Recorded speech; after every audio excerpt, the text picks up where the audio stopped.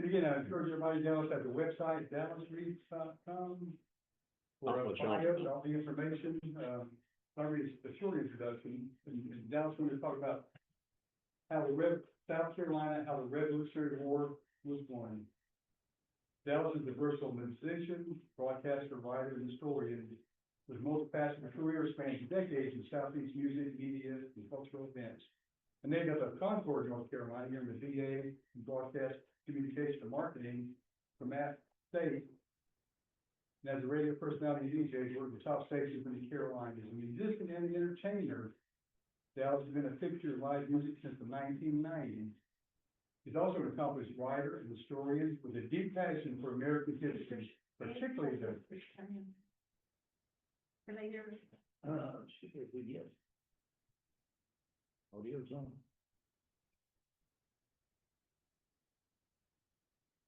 Yeah. So. Ask us to hear. Can y'all hear us? Frank's nodding. Yes. Okay, good. Dallas is also an accomplished, I'm gonna start over. Dallas is an accomplished writer and historian with a deep passion for American history, particularly the Revolutionary War in the Carolinas. He's the author of an upcoming book, and you can tell us the published date, exploring South Carolina's pivotal campaign from 1775 to 1783, and frequently delivers engaging lectures and talks on Reese's role in the fight for independence.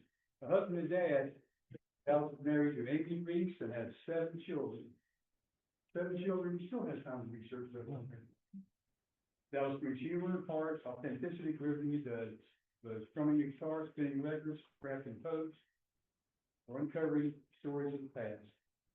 Dallas calls Hilton's kid Island his home, and also has property owned by his great-grandfather, Robert Walter Reese, in Highland, North Carolina. Please welcome, and also he's like, thank you. Please welcome Dallas Reese. Yeah, so if any of you guys have ever heard Dwight talking about our family, then he's talking about mine. Okay, so this should be there now. Let's go here. Yeah, there it is.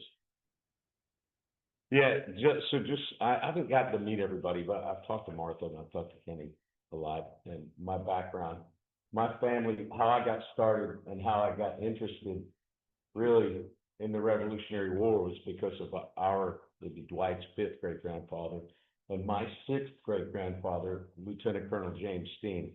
And I guess I was attracted to him because he was the only one in my family I could find who was an officer of any kind.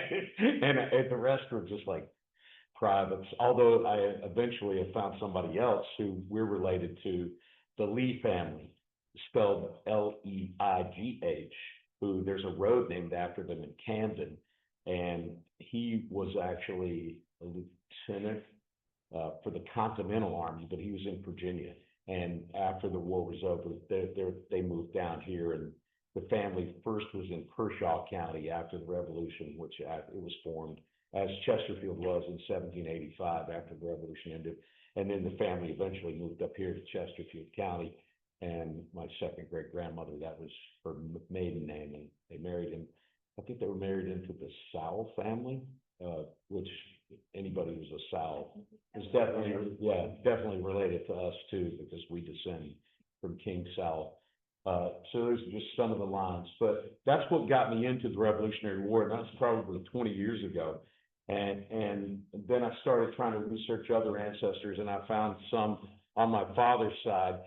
I guess I want to get like a little a poll of like, has anybody here researched your Revolutionary ancestors? Has anybody worked on that? I know Dwight has, kind of just a little bit, because I want to be able to help with that too, because there are so many more resources. When I started working on this, probably about the year 1998 or so, there weren't that many resources. And my dad and I actually traveled up to Virginia to do research up there. And we traveled to Raleigh to the archives, and Columbia has most of the archives for South Carolina, but there's also good repositories at Wofford College and it's Spartanburg County Library. Charleston, the Historical Society, I've spent a lot of time over there. That's a great place to go for stuff you can't find online, but there's been so much digitized in the last 10 years. It's crazy. I see a lot of it posted on our Facebook page. I see people, there's the ability to get newspaper articles too, which is a tremendous help. I've got a subscription to newspapers.com, and I found so many columns that gave me information on my sixth great grandfather. There was a guy in Western North Carolina who wrote a column every week in the Asheville paper. You might know him, Dr. Bobby Moss. He actually taught up in Spartanburg and taught college there. And he was a great researcher, researched the Battle of Kings Mountain. He helped compile a list of all the veterans of that battle and of other battles here in South Carolina, because he was from the Spartanburg area. But he wrote a column, and a lot of them, in fact, other ancestors of mine were mentioned in that column. But that's available at newspapers.com. You can search your surnames through there, and there's so many places that I've used. I've found the stub indents, which are the paid records for all the Revolutionary War soldiers. Those are mostly online. My main research in the books I'm working on, I'm currently working on a factual story on my sixth great grandfather, whose family ended up here in Chesterfield for a new museum in Gaffney called Carolina Rises. They're opening up in mid-April, and it's entirely dedicated to the Revolution in the Carolinas. And as far as Chesterfield goes, there wasn't a lot of activity here. Now, Nathaniel Greene used this as a staging ground when he was moving up into North Carolina before the Battle of Guilford Courthouse and all those. And of course, St. David's Hospital, the Episcopal Church, I call it a hospital because it was a hospital during the Revolution, and it was used as a hospital by the British.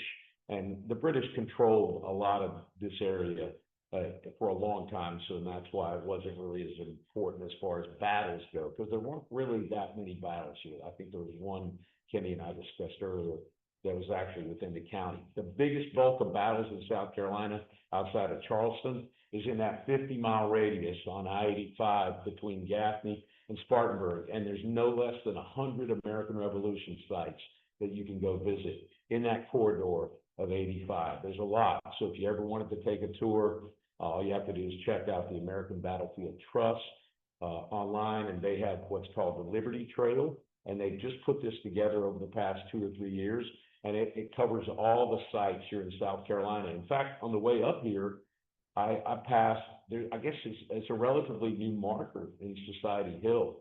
It's on the Liberty Trail because there's some revolutionary activities that happen there. So anyway, and the other thing, I have friends who are historians. I have one who was a professor at the University of South Carolina, Will Graves.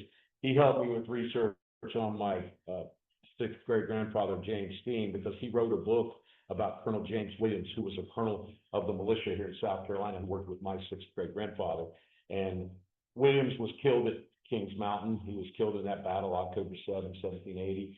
And Graves wrote a book about him because he was maligned, Williams was, after the battle, as saying that he was a traitor or this, that, and the other, because at one point before the Battle of Kings Mountain, they all wanted to split off and go to 96th District to check out their families and make sure they were okay. So some of the senior officers accused James Williams of being, not on the up and up. So Will Graves is a descendant, and he put this book together. And he's helped me, and other people have helped me. There's a man named Durant Ashmore who you can look up on Facebook. He's doing a presentation today himself, and he's helped a lot. He's a historian who does a lot of speeches up in that area. But and Durant had a part in getting this tag done. He actually proposed it to the Senate and the state reps, and they started doing this tag this year, and it caused a lot of controversy with people outside of South Carolina. And what got me into this idea of South Carolina, where the revolution was run, one was when I read the Washington Post back in January. One of their writers, Ben Wish, he basically railed it and said, no, there's nothing happening in South Carolina. And it was all because of this tag. And this tag is going to be issued here in our state from now up until 2032, because we're officially in the 250th anniversary right now. It started last technically here in South Carolina, the action started with the snow campaign, which was November of 1775. So last November would have been the really, even though, Concord and Lexington and Massachusetts happened in April of 1775, that's when they started all the activities last year. Because last year, 2025, was the 250. But a lot of the stuff that happened here in South Carolina, we're going to be commemorating over the next 6 to 7 years. I guess the first big one will be coming up this June 28th. We'll commemorate the Battle of Fort Moultrie, which was in June 1776. And that was the first big battle here in our state. But so this is what the idea was. And I wrote a column on Substack because I just started a website called Carolina Stories of the American Revolution. And I'm going out on site and I'm shooting some videos.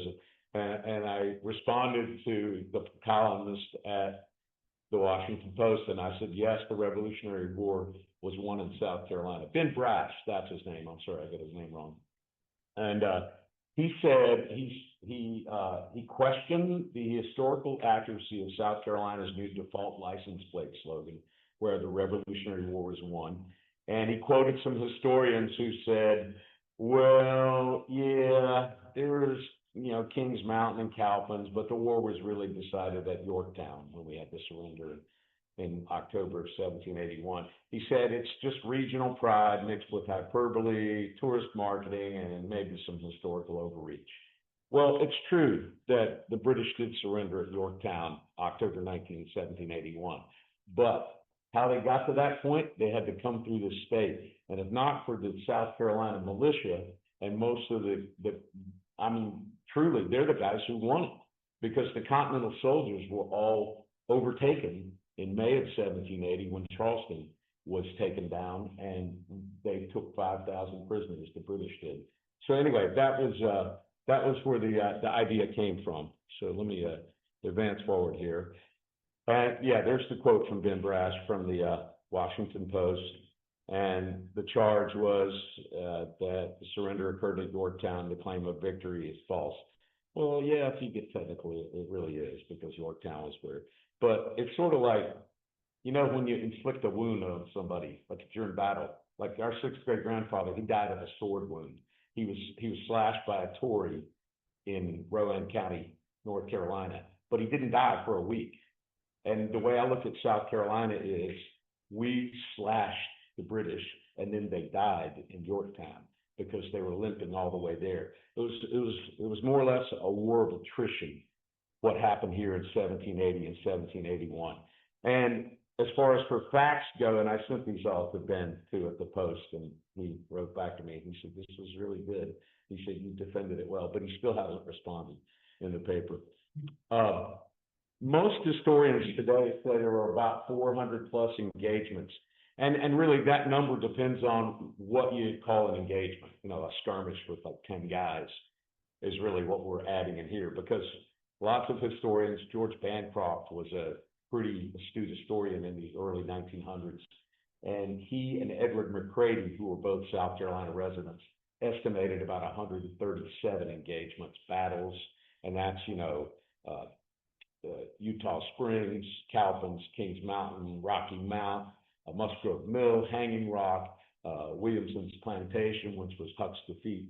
He was counting up all those bigger battles, and he didn't count all the skirmishes. So the historians in the past 100 years have counted up more of the skirmishes. So this is the number that a lot of historians say now, more than any other colony. The only other colony that has an argument that might even come close to being as central to the war as us is New Jersey.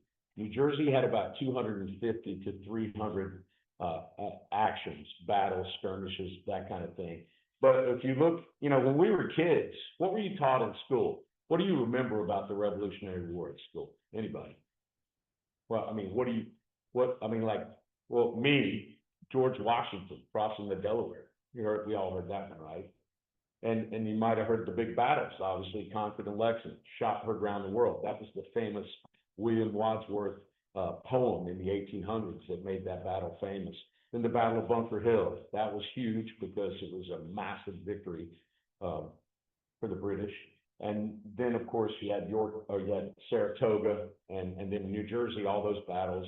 Battle of Trenton, which was really the George Washington crossing, because that was Christmas Eve, Christmas Day, 1776. And then you had the other Jersey battles that happened there, Monmouth and those.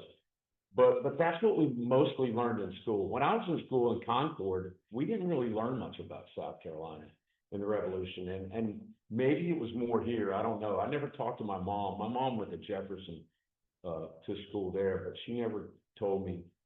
But I know my dad and I have been talking. He went to school up in Highlands. They only learned the major stuff, so they never learned. But the other thing I didn't learn in school was that 30% of all our casualties in the Revolutionary War happened right here in South Carolina. And that was something that a lot of these guys, if you look at Ken Burns, he's got a new documentary out about the American Revolution. A lot of these guys never mention that fact because their focus is almost always on the North. And I can understand why, because here's the other problem. That plaque outside there kind of tells the story. Most historians after the Civil War ended didn't want anything to do with South Carolina, especially up north. One of our best writers here in the upstate of South Carolina, John Logan from Spartanburg, wrote a history of the upper South Carolina region and the American Revolution in South Carolina in 1859.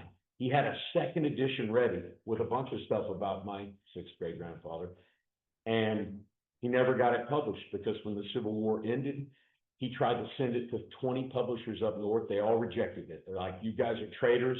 You tried to destroy the country, and we don't want anything to do with you. And the same thing happened with textbooks and with so many other people. They looked at everybody in the South as traitors because we started a war, which is kind of funny when I look at the fact that so many of South Carolina's soldiers died to start the country, yet they looked at it. And, you know, I guess secession was started here. But that, I mean, the more I read diaries, and I've gone through primary source documents from soldiers, pension statements from soldiers, who most of the soldiers of the Revolution here in the South, that's another good research aid if you'd like to look up pensions. And I can give a link to that. I'll put it up on my site. And I think I've got it. I gave it the last time I did a talk on James Steen. I gave a whole list of revolutionary resources you could use to do research. But there's a lot of information in those pension statements from soldiers, and you can learn a lot. And you can also learn a lot about the fact that there's a lot of sacrifice here that kind of went unnoticed for 100 years after the war, the Civil War, because, you know, of what happened. And there was a lot of bias towards South Carolina. Anyway, the reason I did this slide because, and that's not really the tag. The tag doesn't have the old Palmetto nice orange color like that. I wish it did. I wish the tag looked like that. I made this one. The war was kind of at a stalemate in the North in about 1777. There had been a little action here in South Carolina in 1775. We had the Snow Campaign in the fall, and then we had the Battle of Fort Moultrie in 1776. And that's a great place to go visit too, if you ever want to go to Charleston and visit that fort where the battle was on June 28th. It is a good place to learn about, because that's where we got our name from and our flag. Because when the British attacked us there, they brought down troops from New York, and they thought they were going to overrun us at that point, and they couldn't because we built some redoubts using palmetto logs, and those palmetto logs fended off the British cannonballs, and hence William Jasper, he was one of the guys who planted the flag that they were using at the time, and I can't remember what the flag was, but they had I don't know if they had the Betsy Ross or the Bennett flag, which were the 13 stars, and I don't think they had those yet. But anyway, he planted a flag and ended up, from that battle, that's how the Palmetto flag came to be, and that's how the state got its nickname, the Palmetto State. But that's a great place to visit, and that's great history. But my research has mainly been focused on the 1780, 1781 period, because that's when South Carolina really came into play in a big way. Now, I don't want to short shrift 1776, because that was also an important year in the backcountry of South Carolina, and I should probably differentiate what I mean by backcountry. When South Carolina was first settled in the 1600s, everything was in Charleston and the Low Country, like from the St. Luke's Parish where I live in Hilton Head, all the way up to Charleston and above, and everything was happening there. That's where all the indigo planters were, the cotton planters, all the rice plantations, everything was there. And if you got 50 miles outside Charleston, that was the backcountry, and that included this PD region, and it also included, you know, the region up around Spartanburg. And as far as counties go, you can't really talk about counties at that point because everything was set up into districts. Initially, this entire area where Chesterfield is and the area almost all the way over to Walhalla in the area on the western part of South Carolina was Craven County. And actually, the upper part of South Carolina, even including up above where we are now, was all North Carolina because the boundary was disputed. And that was that way until 1772. In fact, where my sixth great grandfather lived on Thickety Creek, it's right near Cowpens, that was all North Carolina. I never knew this until I was reading a history of Western North Carolina, and I found out. So then I was like, maybe I'll start looking at North Carolina land records, and I found a land record for my sixth great grandfather family that moved here to Chesterfield in North Carolina, because a lot of South Carolina was North Carolina until that time. So anyway, that's what I mean by the backcountry. I mean anything 50 miles past Charleston. And the bulk of the backcountry I've studied had been the 96th district, which is where 96 is now, all the way up to Travelers Rest, Greenville, Spartanburg, Pickens, Oconee County, Cherokee County, Gaffney County, because a lot of my ancestors, and then over to what is now Kershaw County, Camden, because a lot of my ancestors that came into Chesterfield that were in the war, that's where they were before the war started. So what happened was there was a lot of fighting in the North early in the war, and then Saratoga happened in 1777, and after that, there was sort of a stalemate, and George Washington, he actually never crossed the Potomac River the entire war until I think one time late in the war in 1781. And it was almost after we'd already had the surrender. So he was still up north doing his thing. So it was basically Benjamin Lincoln and a few other commanders, Horatio Gates. They were the generals here in the South for the Continental Army. And in 1780, that's when everything started moving south. It actually all started with the siege of Savannah. At the end of 1779, the British overtook Savannah. And Henry Clinton was the general for the British. He was in New York, and he decided, okay, there's a lot of loyalists. I should probably frame those terms. Loyalists were the British people who supported King George, and the Whigs were patriots, or people who wanted independence and self-government for the 13 colonies here. So Clinton decided to send about 8,000 troops to Charleston. You know, they'd already tried in 1776. I mentioned the battle with Fort Moultrie. They tried to overtake us. They didn't. That helped a lot because it gave us time to build up munitions and cannons and build new stuff over that next 3-year period. But in 1780, actually 1779, December 26th, he set out with 8,000 troops from New York. They are all in ships, and they were coming south. And they basically landed down below what is Hilton Head now. It was called Trench Island at the time.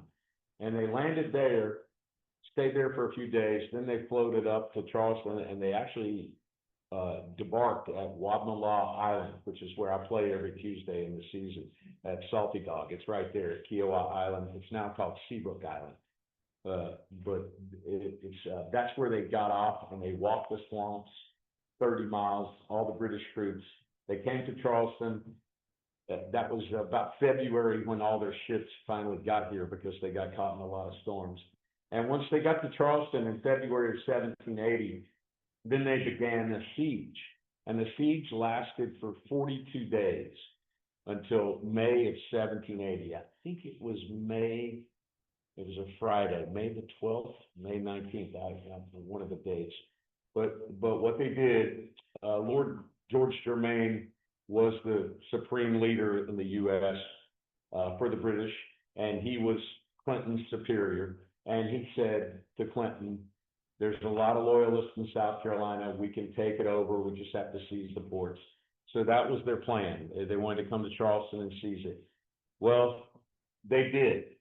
They won because we weren't prepared. We weren't ready. And I've read a lot of letters from Hessian soldiers. Hessians were Germans who fought for the British, and they were really smart. Thank God for the Germans. They were so smart. Now, a lot of them kept diaries, and a lot of them had to come south for this excursion, and they kept diaries. And that's how I found out Hilton Head was called French Island, because the Germans were referring to it from its name from 50 years prior when they were coming up to Charleston. So a lot of these Germans were very observant, and when they came to Charleston, they observed that it was relatively easy to take because nobody was ready. And Charleston was scared to death. They painted St. Michael's Church black, thinking it was going to hide it from the British. All it did was give them a big target, and they bombarded the city for 2 days prior to when they took it over. And Benjamin Lincoln at first rejected their overtures to surrender. He was our American commander, but finally he had to, because it was hopeless. There was nothing we could do. So there you see how many men we lost, 5,683 Continental soldiers and South Carolina militia. But the thing about militia soldiers in South Carolina, they were just farmers and merchants and blacksmiths and people like that. So sometimes they'd only work for a month at a time, maybe 2 months, and then they'd go back to their farms. Like a lot of them in the summer of 1780 went back to do their wheat harvest before they came back to fight. So a lot of them after this fight took off and went back to their homes back in the backcountry. But most of these Continental soldiers were, about 2,000 or 3,000 were put on prison ships in Charleston. And then they proceeded to, a lot of them died from either malaria or smallpox. And that's another thing that goes unmentioned about the war here in South Carolina. The British soldiers were not accustomed to our weather here in the summer, and they could not handle it. Plus, they couldn't handle mosquito bites that carried malaria. And whereas a lot of people here, you know, had fought through smallpox already. They might, in fact, a lot of our soldiers, a lot of our militia soldiers, during the war, the ones that survived got smallpox. And then, you know, once you get a disease like that, you develop some immunity to it. Same thing with malaria. If you survive it, you develop immunity. So that's what happened to a lot of those soldiers. So the British High Command said the rebellion's crushed. And this was probably the darkest time in South Carolina. It was in May 1780, because we looked pretty hopeless. And so at that point, there was really no structure after that, because the governor of South Carolina, John Rutledge, he had to flee because everybody got pushed out of Charleston. And once he fled, the soldiers did as well. There was a big event that happened in May, late May, May 29th exactly, that really fired up our militia soldiers here, that made the summer of 1780 a pretty important summer. In fact, I think it was the most important summer of the entire war.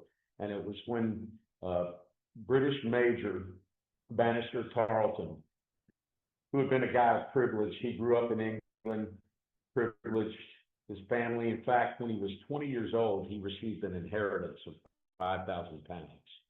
And in today's money, that's, I don't know, that's probably more than $150,000. He proceeded to blow it in less than 2 years. And then he had nowhere to go, nothing to do.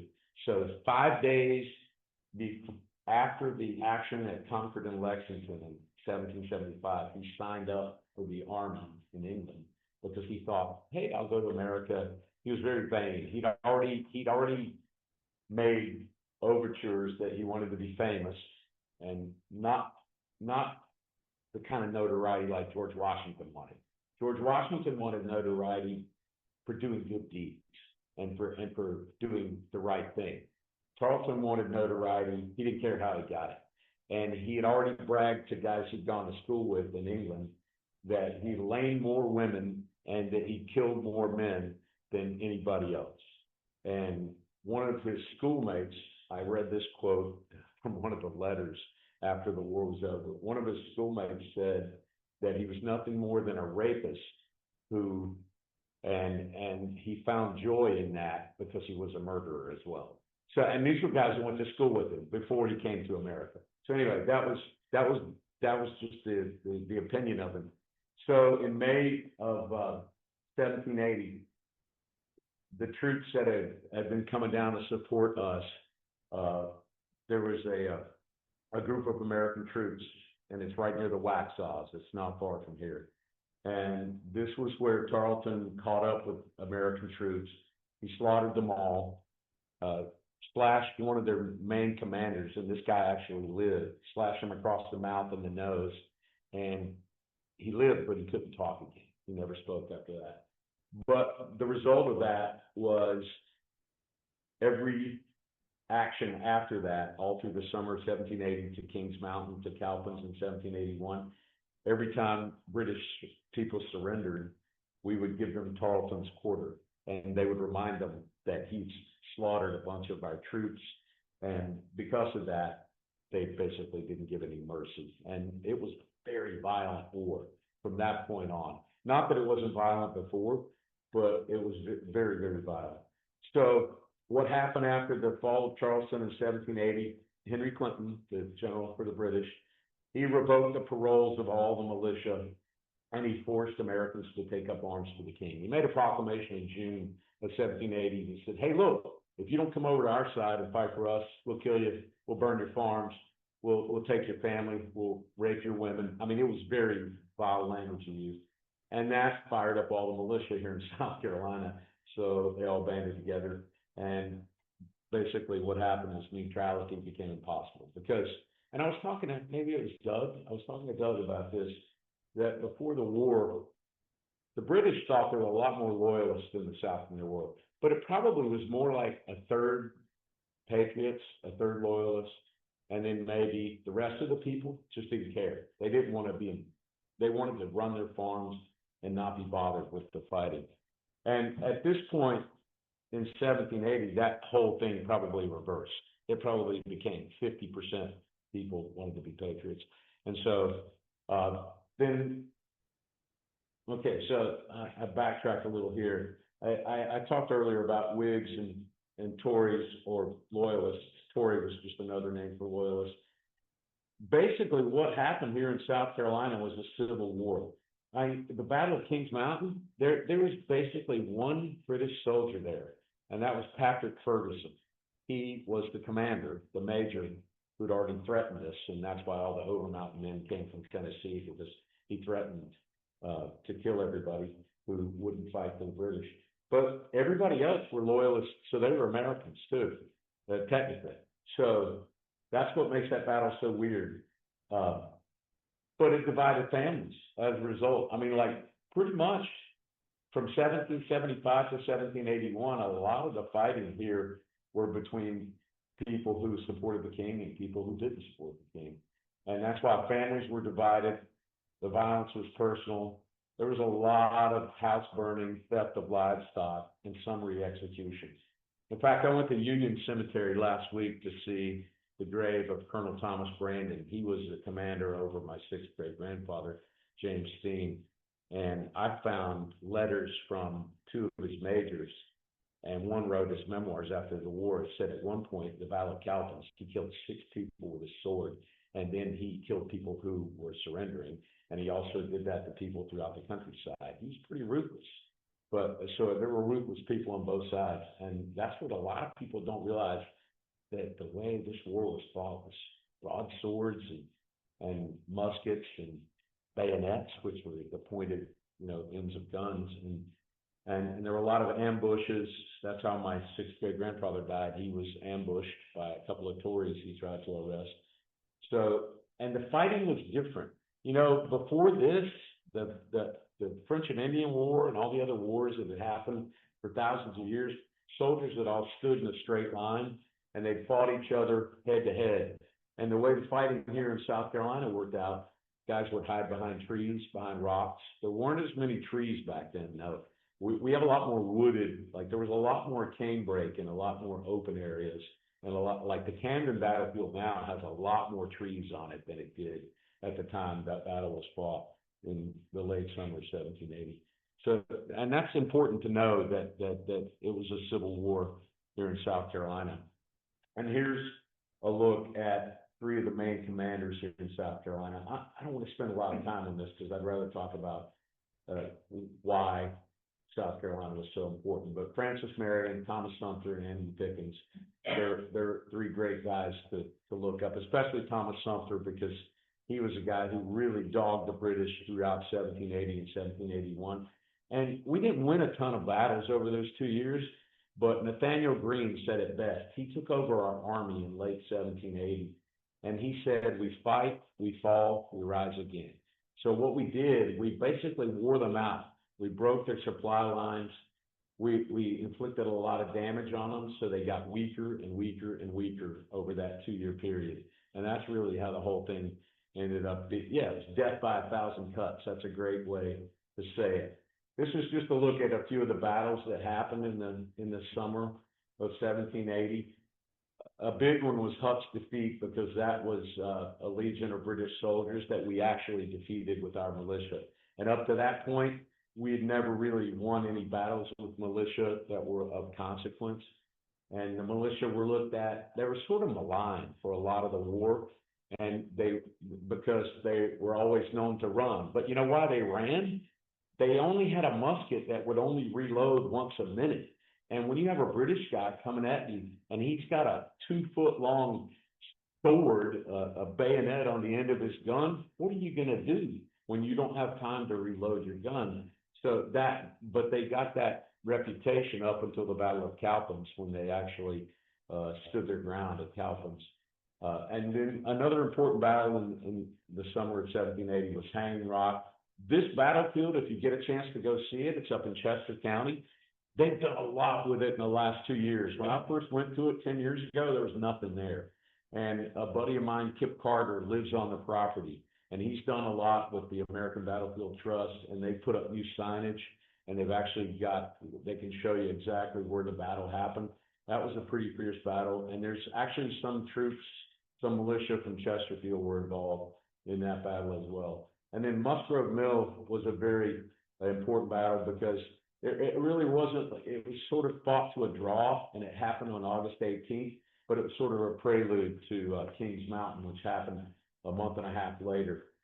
But the sad thing about Musgrove Mill, it was on August 18th, when the soldiers retreated from that battle, they found out a day or two later that we had been defeated at Camden on August 15th, and Camden was a total unmitigated disaster for the Americans.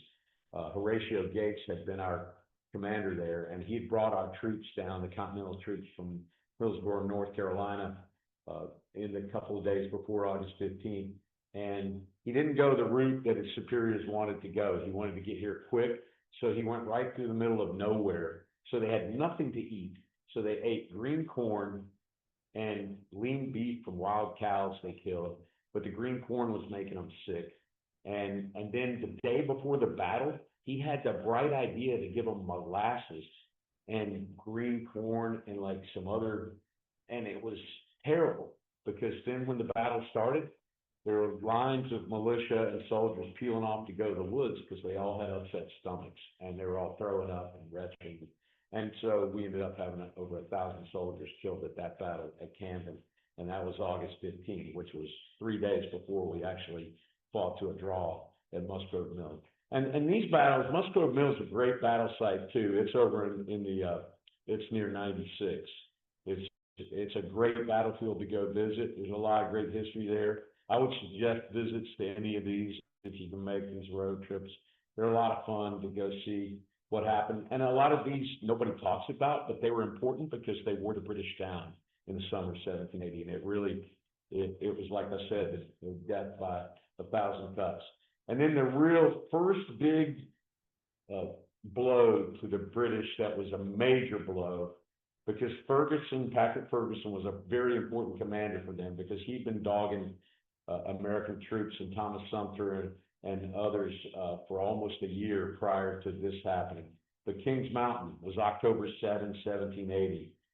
And basically, for my defense, that this was the most important battle in South Carolina, and one of the most important battles of the war was from the British commanders themselves. I basically just took quotes from British commanders after the war. I took diary entries from Hessian soldiers who were at the battle, and also I took the words of Thomas Jefferson, who said in a letter to the grandson of William Campbell, who fought at Kings Mountain, who was one of our colonels who fought there.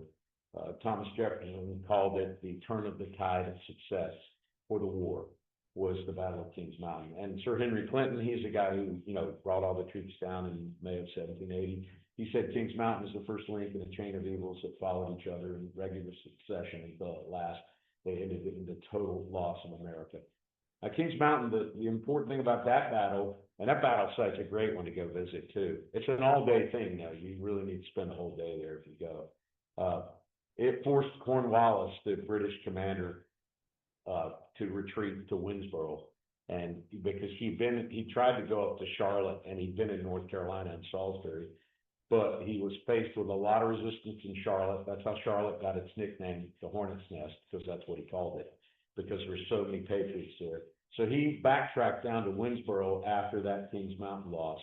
And when he did, this is fascinating, Martha put together a poster, I guess, on my fifth great grandfather, John Frederick Dubert. He was a loyalist, and he actually assisted Cornwallis when they backtracked to Winnsboro.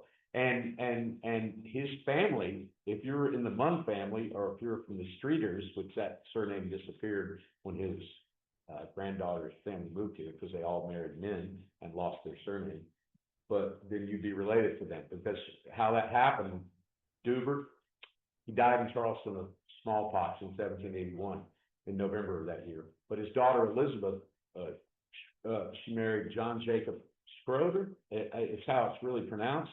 But somehow, and the name is spelled weird, like Schrotoer in the Charleston paper in 1800 when they got married. After they got married, they lived there for a good while. The family moved up to Chesterfield County, and all the daughters married into the Campbell family, the Munn family, and the name was anglicized to Streeter, Streeter. But of course, Dwight and I have done research on this for years. That name disappeared because they all married into the Munns, the Campbells, and they married into other families too. You remember you? Sutton married one of them, and that's. Yeah, the Suttons. So if you're a descendant of the Suttons or Munns or any of those, you could be a descendant of Dubert. But anyway, I actually have Cornwallis's letters. I went to the archives in Washington, D.C. to get Cornwallis's letters because he mentioned my fifth great grandfather, John Frederick Dubert. In one of his letters, he said, we're well off as far as corn and some other supplies and beef, because Dubert, my fifth great grandfather had given them a cow. So see, I got the good and the bad on my side of the family from Chesterfield here, the loyalists and the. So anyway, that was just an aside, because that was when he helped Cornwallis, was when he backtracked to Winnsboro there in 1780. As far as Kings Mountain goes, Patrick Ferguson was killed at that battle. Before that battle, and that battle is really famous for the Over Mountain men who fought at that battle. They actually have a play about it that Bob Inman, who was an anchor at WBTV in Charlotte, he wrote the play, and they perform it at the Kings Mountain Playhouse every year, and they're doing it this entire June and July in celebration of our 250th anniversary. But Bob's whole focus, and I called him out on it, was Over Mountain men. And there were a lot of South Carolina militia that fought at the Kings Mountain battle, and so I really, that was something I wanted to point out too. I did a lot of research on this battle through loyalist Anthony Allaire. You can see at the bottom there. He kept a really good diary. He was a soldier fighting for the British, but he talked about the Americans a lot. And so that's a good way to do research. If you're doing your research on one of your ancestors, and like I would have never known to look up Cornwallis's letters, because I didn't think one of my ancestors would be there, but there's all kinds of resources like that. So you have to think about Hessians. There's a lot of those Hessian soldiers were here in South Carolina and North Carolina and even in East Florida. and a lot of them kept really good diaries. And those diaries are great sources of info to look up. So anyway, I won't spend too long on this, but Patrick Ferguson was killed. And before the Battle of Kings Mountain, several weeks before, he threatened to hang all our leaders and lay waste with fire and sword to us. And we were able to beat them with, we had about 1,000 troops, maybe 1,200. There's different estimates, but it wasn't that many troops. But we kept about 1,000, maybe 1,100. The numbers vary on that too, that we captured. And after the Battle of Kings Mountain, we transported all these prisoners up to Beth Barber, which is the Moravian community up near Winston-Salem. That's where we had a prison that we put British soldiers and loyalists. And so that's just a little slide I put together on what happened at Kings Mountain. The Over Mountain men were mostly militia from Tennessee and Watauga and Virginia and a lot of those mountain counties of North Carolina. And technically at the time, North Carolina claimed all of Tennessee. And in fact, South Carolina claimed all of that land going across Alabama. I mean, like, if you look at maps from 1775, it's amazing. Like North Carolina, Rowan County stretched from Salisbury all the way to Arkansas because there, you know, we really didn't have that land worked out yet. Tennessee wasn't even a state. And this is, you can read on the slide there what happened there. After Kings Mountain, Cornwallis abandoned his invasion of North Carolina. And then we move on. Okay, so after Kings Mountain, about a month and a half before the Kings Mountain battle in October 1780, Horatio Gates had been our commander at that disaster at Camden. And the funny thing I find about him, as soon as we lost that battle at Camden, he got on a horse and in less than a day made it all the way back to Hillsborough up near Raleigh because he was running, because he knew he had messed up really bad. And as a result, George Washington wasn't happy. None of our commanders were. So they said, see you bye. They relieved him of his command. And they brought one of the most brilliant commanders ever, Nathaniel Greene, to South Carolina. He was a Rhode Island guy, which I'm kind of proud of him too, because he's my wife's seventh cousin. My wife is descended from Nathaniel Greene's grandparents. So they're descended from the same people. My wife was a Yankee. I married into they're from Massachusetts. In fact, her 13th great grandfather is Roger Williams, the founder of Rhode Island, who got kicked out of the Puritan community, but was the first Baptist in the North American continent. Anyway, so Nathaniel Greene was made our commander in late December of 1780, and this was his first major win, and this was probably one of the most important battles for the American side, because this basically destroyed Banastre Tarleton's troops, and it destroyed. And our commander of this battle, Daniel Morgan, was brilliant. He was a guy who fought up in Kentucky and Tennessee already over the past 3 or 4 years, and he was a veteran of fighting in like the Indian style, which the Indian style is completely different from the British. British were used to standing up in columns and fighting where you line up, you shoot, you reload, takes a minute. Whereas the Indians, they throw a tomahawk at you from behind a tree, or they'd shoot you from behind a tree and they would hide. And so that's a lot of the militia tactics Morgan used were like that. But in this battle, he basically used the most brilliant tactic ever. He decided to use our militia for something really cool. And you might have seen the movie The Patriot. Anybody see that back in the 90s? Mel Gibson. They based Gibson's character on a combination of Thomas Sumter and Daniel Morgan and Nathaniel Greene and about 4 or 5 of these guys. But this battle is portrayed in that movie. And the thing that was different about this battle from every other battle, I mean, Kings Mountain was relatively easy because the British were on top of the mountain and we shot up at them and we were able to kill them, but they were shooting down at us. So mostly they shot over our heads. And that's why we were able to even though they had the high ground, we were able to stop them pretty easily. This battle, we put 2 lines of militia on the front. And then what Morgan had them do, the night before the battle, he went through trying to rev them all up, and he was like, okay, guys, you're doing this for your moms, for your wives, because you got to protect them, we got to protect our state, because you got to realize a lot of people's farms were taken over, their houses were taken over, their properties were burned during the war. So he's telling them to protect their homeland. He fired them up and he said, militia, I want you to fire one round, and then I want you to retire behind the other line of militia, and then I want them to fire a round, and then I want you guys to retire, and then we'll bring our Continentals up. You can see. So this tactic was brilliant because most of the battles, remember how I talked about how the militia were kind of fearful and they were looked at as retreaters because they'd always run. Well, in order to not let his militia run, Morgan backed them up to the river, because this way, if they're backed up to the river, they have nowhere to go but in the water, and they'll die. So he forced them to stay up, and his tactic worked, because what he did, he had the front line of militia fire. It knocked the British, a little bit back, but then he had the second line fire, and then they started to retire, and the British thought, okay, they're retreating like they always do. So then the British pushed forward over a hill, and over the hill were all the Continentals, and then they were able to overtake them. This battle is studied at West Point to this day. It is studied by almost every soldier who goes to West Point because of how brilliant it was. But anyway, and this happened on January 17th, 1781. And that battle severely weakened the British. And then basically what happened, you had more attrition.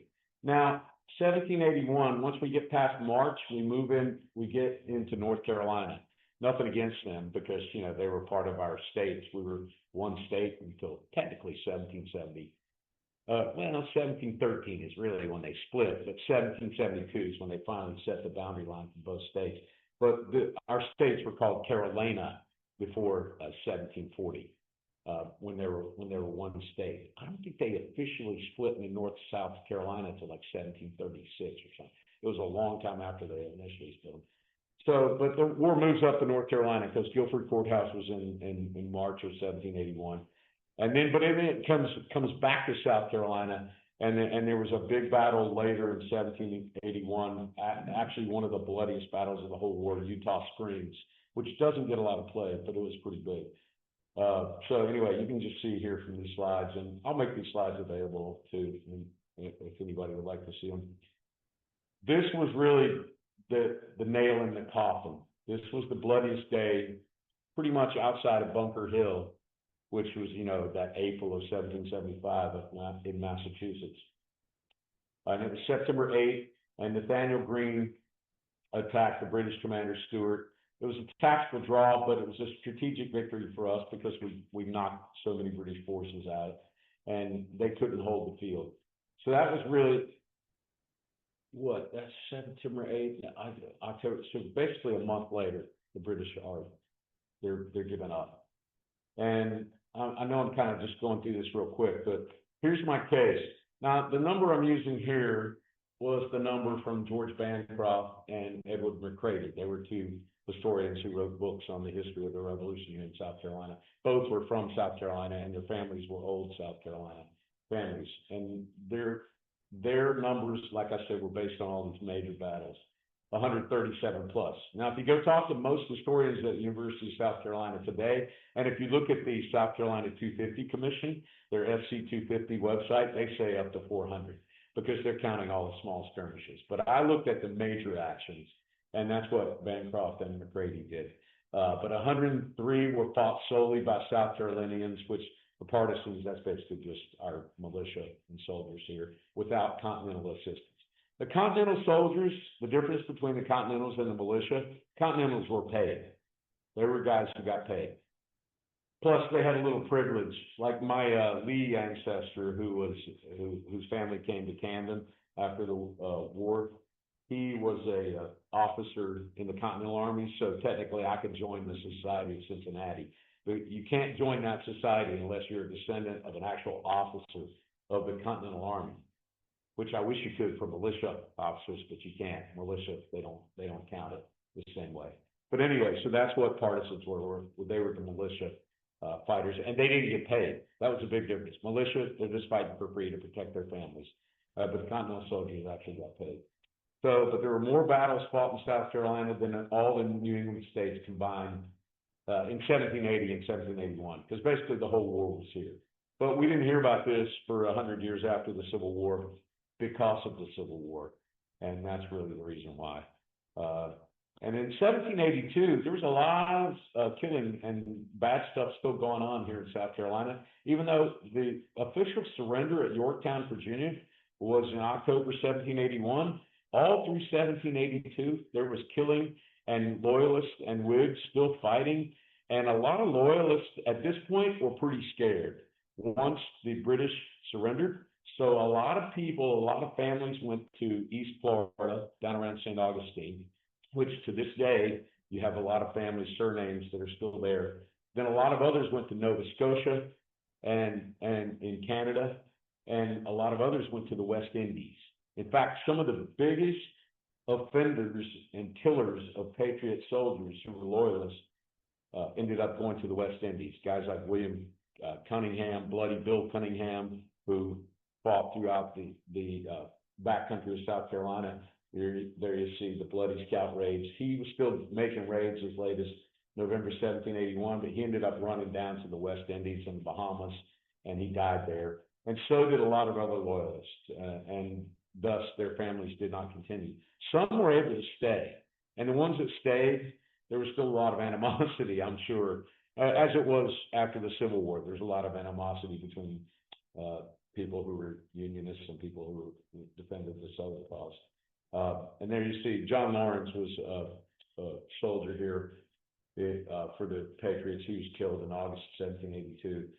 So you can see, and then the British finally evacuated Charleston a year and a couple of months later. So it took them an entire year to get out. But once they got out, then of course there was a matter of trying to figure out how we were going to become a country. But so all my research I've done really for the past 15 years is focused on 1780 and 1781. And there's my reason for the reason the war was won here. The British decided to come south in December of 1779. And when they did, they underestimated us. They underestimated our ability to defend ourselves. And then our partisans, mostly our militia, destroyed all the loyalist support. And then Kings Mountain and Cowpens, they were really the two big battles that destroyed most of the British light troops. And then the attrition, so we took down a lot of British supply lines. And you know, when you have massive armies like that, you got to have a lot of food, you got to have a lot of ammunition, all that kind of stuff. We took down a lot of those. And so that's what really led to Cornwallis running to Yorktown. He retreated back to Wilmington momentarily in late September after that battle of Utah Springs, and then he fled to Yorktown. And, you know, we had a lot of help too. I should mention the fact that if not for the French Navy helped us at Yorktown. And I mean, there were a lot of countries involved that go unnoticed and go untalked about. But my basic premise for why South Carolina was so important was the trap was set here. Our resistance prevented further recruitment for the British, and Kings Mountain and Cowpens destroyed all their support troops, and our campaign exhausted all their supplies, plus they had to retreat back to Yorktown. And so that's where they went. The French Navy showed up to help us, and then, of course, our Continental soldiers ended up helping them out there. Yorktown was sort of, I used the chest analogy. Earlier I used the sword analogy, and then the funeral was Yorktown. But this one's even better, because Yorktown was sort of the checkmate, and really 1780 and 1781 here in South Carolina, and North Carolina too, was where we were able to really expose the king, and then we took him out in October up in Yorktown. And there's some quotes. Thomas Jefferson in that letter he wrote was on November 10, 1810. And he was writing a lot of letters at that point. Because, you know, Jefferson, I find this one of the most fascinating facts of the American Revolution. Do you know Thomas Jefferson and John Adams both were awesome friends? They died on the very same day, within hours of each other, and they died on July 4th. And it was 50 years to the day after the Declaration of Independence was signed. 1826 was when they both died, July 4th. That's one of the, but Jefferson, in that period, after he got out of office as president, He wrote a lot of letters from 1810 to 1826. He was writing letters up to the day before he died. And in one of those letters, William Campbell I talked about earlier, he fought at Kings Mountain. His grandson wanted to know if his grandfather was brave, and he wanted to know about Kings Mountain. And soldiers had written to Jefferson immediately after the Battle of Kings Mountain, and he got all the reports from Isaac Shelby, William Campbell, Benjamin Cleveland, and all the colonels who fought at Kings Mountain. And Jefferson was very astute he kept up with what was going on the entire war. So he knew the entire story of Kings Mountain. And he said to Campbell's grandson, Kings Mountain was the turn of the tide of success which terminated the Revolutionary War with the seal of our independence. And I think he's probably one of my best defenses for why we were so important here in South Carolina. And Nathaniel Greene, this quote I thought was great from him because it talked about the war of attrition. We fight, we get beat, we rise, we fight again. And this new museum, I'm going to speak up there in Gaffney in a couple months. Carolina Rising Museum. That's their slogan came from this quote from Nathaniel Greene. That's why they're calling it Carolina Rising. And there's George Bancroft. He was an astute guy. And that's another source I would say, if you're doing your research, look up primary sources. I try to go back to these guys who were from South Carolina, who wrote a lot, who kept diaries. One guy that I found a lot of information from is William Henry Drayton, who's Drayton Street in Savannah is named after him. Drayton Street in Charleston is named after him. Drayton Hall is named after him. His family were planters in Charleston, but he wrote his memoirs, basically started them before he died in 1779. He didn't make it through the war, but his son finished them. And that's a great source. But George Bancroft is a great source. Edward McCready, John Logan, who I talked about, the guy who didn't get the second volume of his history of the Revolution in South Carolina done because no publisher would publish it up north after the Civil War.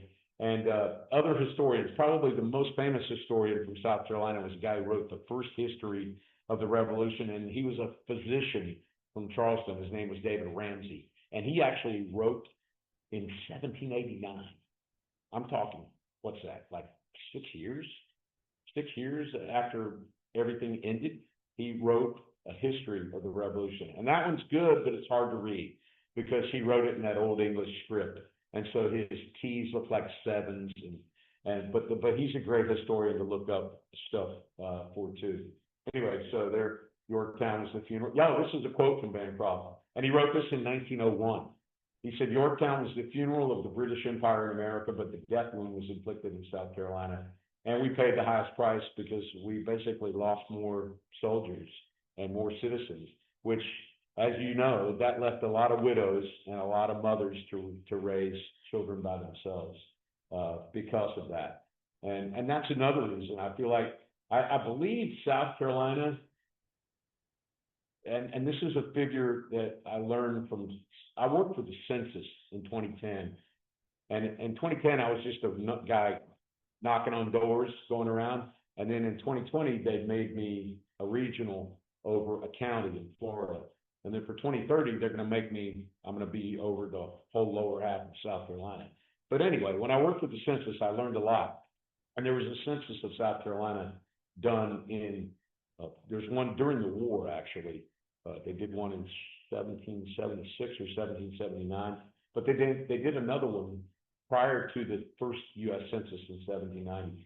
And when they did the census, they also asked questions about like war service, and that's how a lot of this information. And they also they wanted to know if you were a militia soldier, and that's where these numbers come from. How many people died? Because we added up how many militia soldiers we had and how many weren't there when the war ended. That's how they're able to get these numbers. The census is a fascinating place. I love working for those guys, but I only do it like every 10 years. But that's how I got a lot of these numbers, because I had the inside scoop having that job, and it helped me do a lot of, research from that time period. And that's one thing, I wish Donald Trump wouldn't cut the money to the census. I love the guy, but he's wanted to cut, and I think it's very important for genealogical research, because what we do, there's so much you can find out from that, especially here in Chesterfield County. because, you know, we lost all our records in 1865 when Sherman came through and burned the courthouse. So the census has been able to help me identify all our families that live close to each other, whether it's at the Crossroads community or up in Jefferson or Pageland or Angeles or any of these other areas, Mount Croghan, any of these areas. I've been able to do a lot for that. So and I think I'm back to the beginning there. Yeah, that's the end. So, and you know, I'll be glad to take questions too, because I know I threw out a lot of information, and if you want to read my Substack, if you go to Substack online, just go to substack.com. You can look up my stories. Most of my stuff revolves around theology because I've been doing apologetics, Christian apologetics too. So I have a lot of stuff on that, but I have some of the revolutionary writing on there that I've done. And a lot of this information I'm incorporating in the books I'm working on. So trying to think anything else. Yeah, that's some of the books come out. Yes, sir. Yeah, I just, you know, the thing with 7 kids, the time issue is always an issue with me. And we've homeschooled all our kids too. I mean, I started homeschooling in 1999, and we got made fun of back then because nobody did it. And then my oldest son was valedictorian of his college class, and then my second son graduated magna cum laude, and then everybody was like, "What are you doing?" And then my daughter actually is going to graduate in May, and she's going to graduate cum laude. I think that's the lowest, but still, she struggles more than the others. But anyway, but that takes up a lot of my time. So, because I still have an 8-year-old, and I have a 12-year-old and a 16-year-old still home. So if you were in the militia, you didn't get a pension, like, you know, when you're looking at that Revolutionary War pension. Now, they did get pensions, yes. That's from the federal government or the state government? They got them from the federal government, actually. Now, because most of there's a great website. Let's see if I can find it here. My buddy Will Graves, who I was talking about, Will went through, and I was going to see, let's look up Revolutionary War. I can show you the site. Will, he wrote that book on Colonel James Williams. Yeah, here it is. Southern Campaigns, War Pen. Okay, this, is this the site? Yeah, there's a link to it right there. So it's revwarapps.com, revwarapps.org.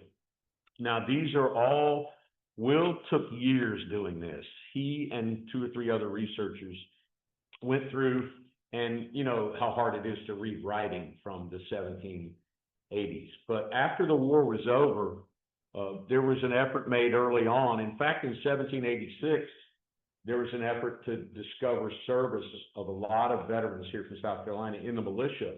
And they would run ads in the Charleston Gazette on soldiers that say, hey, we haven't proven service for these guys. And actually the wife of my 6th great grandfather, Eleanor Boggenstein, her name is listed in there because they had not proved his service yet. So they had to go through and prove service. But then they started doing pension statements. And most of the pension statements were taken between like 1800 and 1847 when the last veterans died.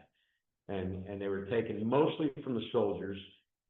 Some of them were taken, you know, from the close relatives, sisters, brothers, mothers, father, or you know, children, and they accepted those as well. But that's where, and you can go through, you can look up your ancestor right here by surname.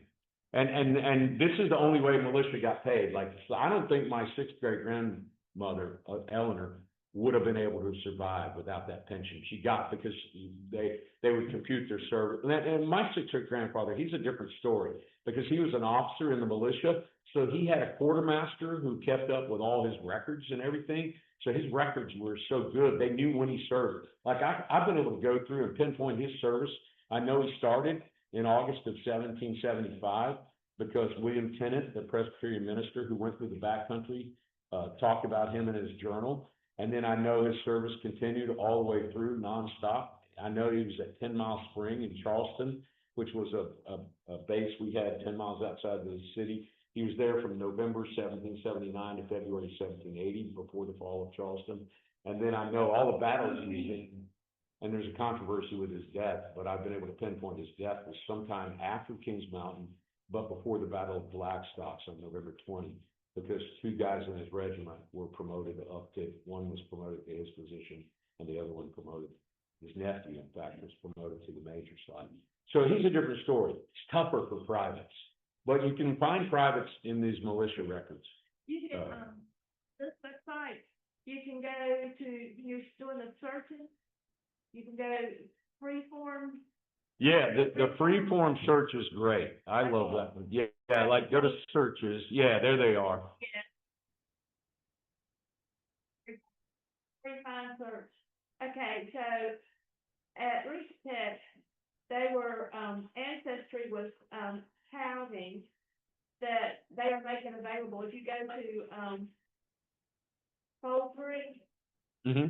okay, Fold3 has all the pieces, because you have to pay for Fold3. Right. Okay, so at, they have the, all the pensions there, and you can, they call that full text search, which, you can put in anybody, like, I put in Tristan Thomas, because I wanted to find out things about Tristan Thomas.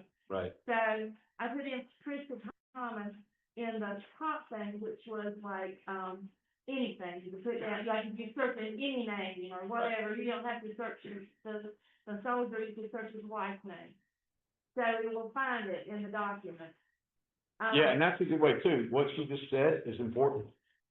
You should search the wife's name, or if you know a brother or sister, if you know anybody, because that might be the way you find the record. Right, but when I did Tristan Thomas, I only found 3, I think, of course, I was just like, I wasn't really. Probably found John Thomas. He was the leader of the Spartan Army. Fought at Hunt's Bluff. Oh, yeah. Okay, Yeah. okay, I was trying to find people who fought at Hunt's Bluff, so I found 3. But I came here, I said, well, you can do that at, this site, I forgot what you call it, Red War App. Yeah, it's RevWarApps.org. And so I did Tristan Thomas in the same, in the free fund, and I found about 9 people. So he had more, Right. he had Yeah. more than the whole 3. Well, let me tell you, this guy, Will Graves, and I have spent a lot of time talking. I've never met and I thought I was pretty meticulous at going back to primary source records. He's crazy, but he's a professor. He's got a PhD, he went to Harvard, he went to all these big schools, and he's been at University of South, he's retired now, but he taught at University of South Carolina for a long time, so he's very meticulous. And he was relentless with this. I mean, The Southern Campaign. So the one at Fold3 would include, yeah, you get everybody. Yeah, you get everybody. And another thing too for Fold3, you can get it free if you go to a library. Any library will have it free. And I get it because I still have my library card from Columbia and I live there. So I just go to the Richland Library site, because I occasionally will go check out stuff just so I can keep them. Even though I've got library cards at Charleston, I've got them all over the place but all the libraries have great, and it's digital now too. So even if you just get a library card from your local library, you can go to their digital site. Most times, I don't know if Chesterfield does that or not, but they have the access to be able to get Fold3 and Ancestry edition of Ancestry. You said a few years ago. Yeah. Because I worked on there and that, it made me go back even, because I think. Right. Well, I know they have it at Camden because I've used that library when I've been writing over there, and I haven't checked Kershaw yet. I haven't checked the other. One additional thing about Kings Mountain, the third name on the monument is Lieutenant Colonel James Steen. The reason his name is there is because his wife Eleanor was a relative of James Madison, and that's how they got his name on the monument. Well, I can tell you, I've discovered who got the name on there, and the name's an error, by the way. That's Dwight's 5th great grandfather, and it's my 6th great grandfather, and there's not a Steen in Chesterfield County that isn't related to him. Like if you go to Crossroads Baptist Church, the Joplins and Steens and all the people buried up, they're all related to each other, all of them. And there's a lot of other surnames out there too, that the families intermarried, because every descendant of the Steens are descendants of James Jr., who moved here to Chesterfield after he moved here. I've been able to determine probably early 1790s. His son Thomas was born around 1794, and Thomas lived over, was it Patrick Mountain, or what's that mountain? What is the mountain? Sugar Mountain, yeah. So they lived, they lived in that area. But anyway, yeah, they're all descendants. But I found a newspaper article from 19, so here we go, thenewspapers.com. That's been my best subscription. I found a newspaper article from the York newspaper from 1916, and Reverend J.D. Bailey, who was a Presbyterian minister here in Lancaster County, upstate South Carolina. He wrote a book called Some Heroes of the American Revolution. He was a very astute historian on the Revolution. And he was responding to the regent of the York DAR, who were the impetus behind. I'll tell you the weird thing about Kings Mountain, that huge monument that's up there now, that big, tall, 88-foot monument, was inspired, and we got the money for it from a North Carolina senator, E.Y. Webb. He wasn't even from South Carolina, but you got to realize Kings Mountain's only 7 miles south of the border. So at the time, when it was still a disputed border, so North and South Carolina were still fighting over where that war was fought. But it was technically here in South Carolina because the border was set in 1772. Anyway, so we went. But E.Y. Webb went to the Congress in 1904 and said, we need a monument in Kings Mountain. That old one's crappy. It's not very nice. So he asked for $30-something thousand. Took him 2 years to get it. Finally got Congress to appropriate the money. They did. Then they brought the money down here. They gave it over to the York DAR. The York DAR said, we'll get this monument going. So they got the monument going. And it was installed in 1909, and they had a humongous ceremony that October to commemorate the Battle of Kings Mountain and the new monument. But the day they did the ceremony, Herbert Hoover was there, the president, and the governors of North and South Carolina, and they ribbed each other. I've read all the newspaper articles on this, that's all I know. They ribbed each other, but Hoover made a speech, and, they defended South Carolina's role in the war. But the bronze plaques weren't ready yet. They didn't have them completed because they've been behind schedule. So none of the names were on. So the bronze plaques didn't actually go up for 6 more months. And once they went up, they put all the names on, but our 6th great grandfather, James King, wasn't even on there yet because no battle commander, William Campbell, Isaac Shelby, Benjamin Cleveland, William Hill, none of those guys said Steen died at the battle. None of them. But his great-great-grandson, James P. Gossett, I don't know if you know the name, Gossett Mills, it was huge here in South Carolina, in Spartanburg, pretty much owned the whole part of the upstate. And let me tell you, when James P. Gossett died, he was worth close to $200 million. He died in 1940, I believe. He was born in 1860.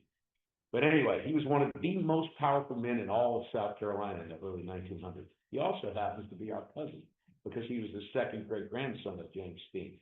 Now, here's why I don't think he had any point in Steen's knowing about Steen's death at Kings Mountain, because he didn't die there. I know from other sources I've researched. Gossett, his mother died when he was 8. His father died when he was 9. So he never talked to his grandmother, who was a Steen. He never talked to his great-grandfather. He never talked to any relatives. He got all his information secondhand. And he imposed it on himself to get Steen's name on that monument. And J.D. Bailey, that minister I just talked about a few minutes ago, wrote to the regent of the York County DAR in 1916, and he said, quote, you made a mistake about the Kings Mountain Monument. James Steen did not die at Kings Mountain, and the only way his name got on that monument 7 years ago, because you got to realize this letter was written in 1916, the monument had been put up in 1909, and J.D. Bailey said in the article, he said, Steen's ancestor, James P. Gossett, got his name on the monument because he got the information wrong from his great-grandmother, Elizabeth Steen Gossett. And that's not how he died. And the reason Bailey knew he didn't die that way, because Reverend James Say, a Presbyterian minister from the Spartanburg area, had interviewed Major Joseph McJunkin when he was alive. And McJunkin, Will Graves has transcribed all his memoirs. McJunkin was a soldier who was the nephew of James Steen. His mother was the sister of James Steen's wife, Anne Vaughan. And anyway, so McJunkin was his nephew. McJunkin told Reverend James Say, James Steen died in North Carolina in Rowan County. He was trying to arrest the Tory. They slashed him. He lived about a week. And Say wasn't the only one who said that, or because Say had told Reverend Bailey that. Say was alive at that time too. The other person who told him was John Jeffries. He was also a nephew of James Steen from the other side, because John Jeffries' mother was Sarah Steen and married Nathaniel Jeffries. So he was a nephew by blood, whereas the other McJunkin was a nephew by marriage. But John Jeffries, in his memoirs in 1847, in a statement to Reverend James Say, the same Reverend who I just got all this info this last week in Spartanburg, because I wasn't able to get it. He said to him, James Steen died in North Carolina, and you got to realize when Jeffries made this statement, 1847, he's probably 90 years old. He confused the year. He said it was 1780 or 1781, but he died in Rowan County. He was stabbed by a Tory with about a week. Said the same thing. So anyway, my whole long story is James Steen's name should not be on the monument at Kings, and he's our own ancestor, the Chesterfield Steen, but he should not be there because he really didn't die there. The reason I know he didn't die there too, because I found out that Joseph McJunkin, his nephew, before the Battle of Blackstocks on November 20, Joseph was promoted from captain to major in their regiment, and William Farr, who'd been a major, was promoted to lieutenant colonel, and their colonel was Thomas Brandon above them. So that means James Steen was dead by November 20. So my hypothesis about that whole story in my family was that Steen was helping transport prisoners to Beth Barbara, which is up near Winston-Salem, and after they transported those prisoners, that was 1,000 or so, or not 700-800 prisoners that were brought up there from Kings Mountain. On the way up there, probably 200-300 of them escaped. Even more escaped after they got them up to Winston-Salem. There were never more than 300 prisoners that actually made it to Winston-Salem. After that, they took more to Hillsborough. Well, to get to Hillsborough from that area, you got to go right up the way the roads ran. You got to run right through above Salisbury. So I'm thinking he died on the way to Hillsborough. Anyway, I know he was dead before November 20, 1780. And I know from the officer promotion in his regiment. But that letter I found from the newspaper really grounded the story for me, because now I'm going to go after the descendants of James Gossett to see somebody got some documentation that passed down, because I want to know, because it's my 6th great grandfather. I want to know how he died. And because they evidently thought he died at Kings Mountain, but I think it was erroneous, because you got to realize a guy who ran 8 cotton mills, he owned the whole state. He owned every politician. He had so much money it was sick. So what do you do if you have a guy like that who comes to you and tells you, put my 2nd great grandfather's name on the monument? Of course you're going to listen to him. He was a powerful guy. Anyways, I didn't mean to go off on that long story, but that's a fascinating story about how that all happened. Can we see if anybody online has a question? I'll always leave them out. Stop sharing. Well, you got to watch me if I'll talk forever. Oh, so I got to go to. Okay, cool, gotcha. Anyway, sorry guys and girls, I get a bit long-winded. Well, I was 0 years old when I found out there was no British that came out. I didn't know that. Oh yeah, it's really just Patrick Ferguson, really. I rode wagons for 2 years working and went by Hooper every day, and all had the lowest gas prices around. But I didn't know that Carlton Field figured be treating. Oh yeah, he did. And that's really what was the impetus for our militia to get so fired up that summer, because he basically slaughtered them. You had a Carlton who was wearing green, and the church was running in the background. So, I didn't know that the British were uniform students. You go to Camden, you can see a really great display of the red uniform, but were really cool things up in the green. But, Lancaster, in fact, we went this past week, their arts commission had a man who dressed up like Reverend Martin. And he actually, big time, William Martin. His name's Robert, but I was like Ralph. Anyway, The place that they have it is in an old church that was burned by Sherman, but they have refurbished it, I mean, put lots of money in it. The acoustics in it is just wonderful, and, this, on March the 17th, they're having burning churches in the American Revolution at 7 p.m. So if you have time, come up Tuesday night. That guy's really good too. The guy's the speaker for that. He's in the Humanities Speaker Bureau, and he is like, he's got like 50 times the knowledge I have. I mean, I think his name's Ed. I don't know Yeah. his name, Good. but it is. Yeah. And another thing to mention was the Liberty Trail, so after doing that, I think the Battle of, Hanging Rock was what, 3 minutes away from us? Yeah, it's pretty close. Yeah, okay, so there's two sites, it's on the same road. So the first place you're gonna see is you're gonna see what we have out here, it's a big table that gives you the historical marker, so you can drive in, you can walk and follow it to the river. The coolest thing about that is you are really looking at the great wagon roads that everybody used, I think it's from Pennsylvania all the way down. And so this was a highly traversed road. I mean, it's really neat. But, the guy out in Sumter, General Sumter was our side. So there were 3 camps, and it was in August. It was August. And, so there, they did one camp down, we do, go to the second camp, we do one. Andrew Jackson's 13 years old. He's not the forces over there with the blocks, how the blocks are really huge. It's huge, and it's like, what's this thing up here? You know. So they get to the third camp, and they are so thirsty. Well, guess what they find in those camps that they've already annihilated? They find liquor, and they're so thirsty. They drink up liquor, y'all, they beat them, but it's not like it should be. You could think about August in South Carolina. So that's a really good short display, it's really beautiful. Now, if you go up the road and turn left, you park, and it is, South Carolina Hanging Rock, and it does have a monument, but you do have to walk a fair piece. Have to be careful, because there's a lot of dead leaves. But just the way the, outcroppings of the rocks are, it's just really neat. They have an old monument, you should see where they tried to chisel on that rock. We took a picture of it, but it is amazing. A lot of good hiding holes.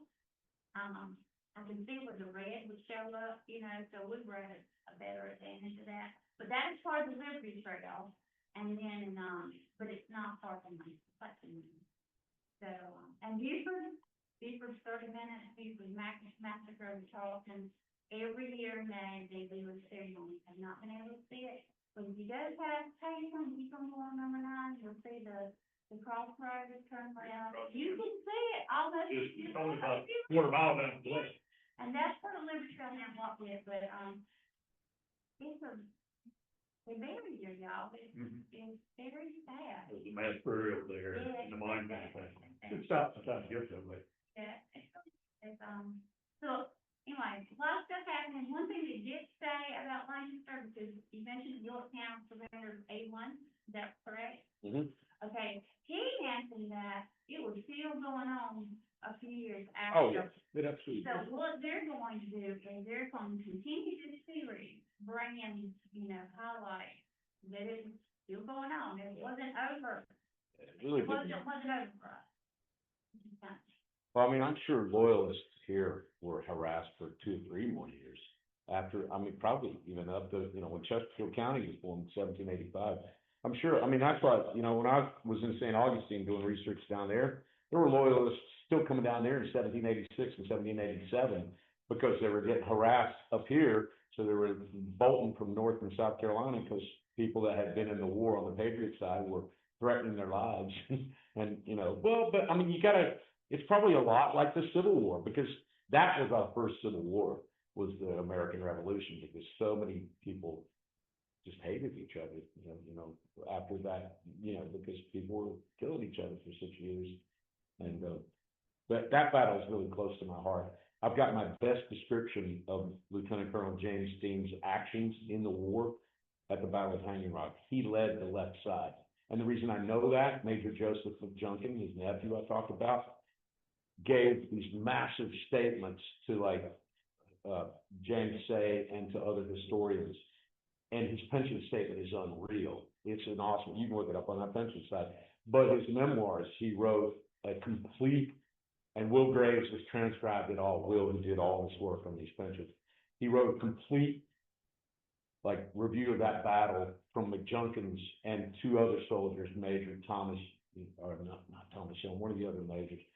But he wrote, and he talked about my sixth great grandfather and how he led the left side and how Sumter split them and like they, you know, they had, I can't remember who the other commanders were, but that battle, yeah, I went to that site first with Kip Carter, the guy who lives on the property, probably 15 years ago, and it's amazing how different it is. You're right. I mean, just in the last year, they put up new signage and stuff. And because I called the guys in American Battlefield Trust and I was like, man, we got to do something to save this. I wish I had the money. I got too many kids. I can't donate, you know, $100,000 but they've actually bought more land there too. Or Brady, Taylor, and Brady, where big coming from, but, yeah. What I wanna know is, cause Kenny and I have a grandkid, it's my full president, Carter Taylor. He lived at here, Ruby. He was one of those guys, militia, your ancestor, anyway, he got denied him, and he was one of those that came back home, but they denied him. I think I was reading something, I was like, should they have to be in their 6 months, is that? I don't remember exactly. Okay, so here's a Hardy Cellars from Anson County. Was it? Right. Live right on the border. Yeah. I think this might be his rejected application, actually. Yeah, I think. There's a site, Will's done work on a site too, that he's aggregated everything of all the rejected pensions. Because there are various reasons, you had to put, a lot of these, you had to have like 3 or 4 witnesses. Like most of the soldiers had to have other soldiers witness them.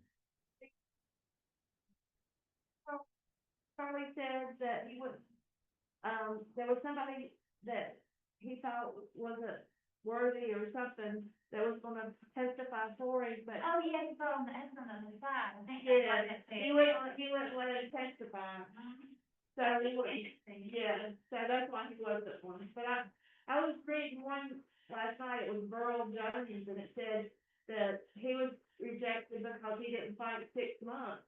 But then I was thinking, well, maybe they didn't give militia people pensions, but you said they did.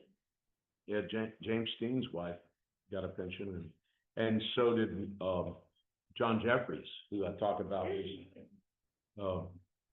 Well, not, you know, that played a part. If you're talking about like some of these people, you know, I'm sure it played a part. I mean, that good old boy network's been in effect for a long time. Hey, wasn't it? No, I don't think so. I think I'm not an expert on militia, other than my ancestors who were militia, because I have quite a few Continentals on my dad's side, so I've studied that actually more. But the guy to go to for that is Randall Jones. He's in Randolph County, North Carolina. Randall, he knows every movement of every militia in North and South Carolina. Like, he helped me with knowing what happened after Kings Mountain. Like, he gave me their trail because he studied all this, and he's amazing. And I think I can show you his website here. Is Randall Jones. He does speeches and stuff too, but the guy, he's written books. He's got a bunch. Yeah, here he is, Randall Jones. RandallJones.com. Just go to RandellJones.com. If you hit his contact, any militia question you have, send it to him. He will answer it, and it will be right, because he is brilliant. He speaks at schools. You can see he's written a ton of books if you go to this. He wrote a book there on Daniel Boone, but he speaks at schools every week. He talks to kids, colleges, universities, everywhere. But he's a historian, and he's been a professor too, but he studied the South and North Carolina and Virginia militia extensively. That's one thing, if I don't know something, I've tried to build a network of people who know way more than me. Because that's the way I always look, like with my music career, I tried to hang around people that were way more talented than me. That's how you learn. And I've always felt that way about research too. So I just try to seek out people who know more than me. Okay, that, anything else on the illusion? Okay, Thank everybody for attending. I think that's the end of the program today. And that was been a long trip up here, and we really, really do appreciate it.